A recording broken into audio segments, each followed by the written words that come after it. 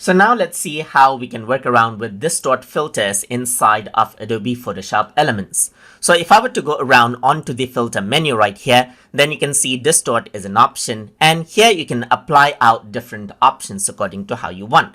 For example, you can go around onto the top and apply diffuse grow, and what happens is that the filter gallery opens up.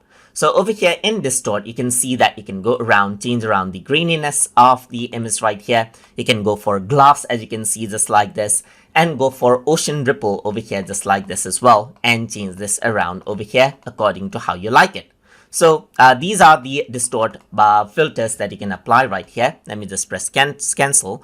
And if I were to go to filter right here onto distort, then you can see that I can select from these things, or you can see that you can apply other options over here as well. Let's say, for example, liquefy. You can go around over here and add in, let's say, liquefaction option right here from distort option right here. And we are going to talk more about liquefy in later videos as well. So this is one of the things that you can do.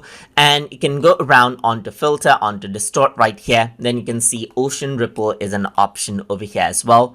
And it just pops up with the existing effect right there. And there's pinch right here, which allows you to go around and change the amount of pinch right here on the middle of the picture right here, and you can apply that out over here as well. You can go around over here onto distort. You can go for polar coordinates right here and work around with this according to how you want as well, and then apply it out there as well. Let me just press Ctrl Z, and you can go around onto a ripple right here, so that you can add in ripple effect right here. You can go around onto filter, onto distort. You can go for shear effect over here as well and wrap around just like this. So just like this, you can go around and then apply that. You can go to distort right here. You can go for spearize over here just like this to make it a bit more like spear, then so forth. So you can experiment around with the distortion option right here. You can go for twirl right here, so that changes around the twirling of the picture over here just like this as well.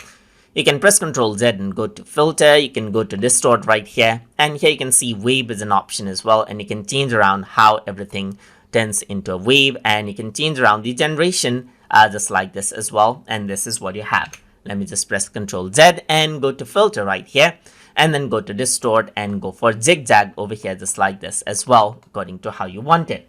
And that is how you can utilize the distort filters inside of Adobe Photoshop Elements. So I hope you guys learned something as always. And as always, please like, comment, share, and subscribe.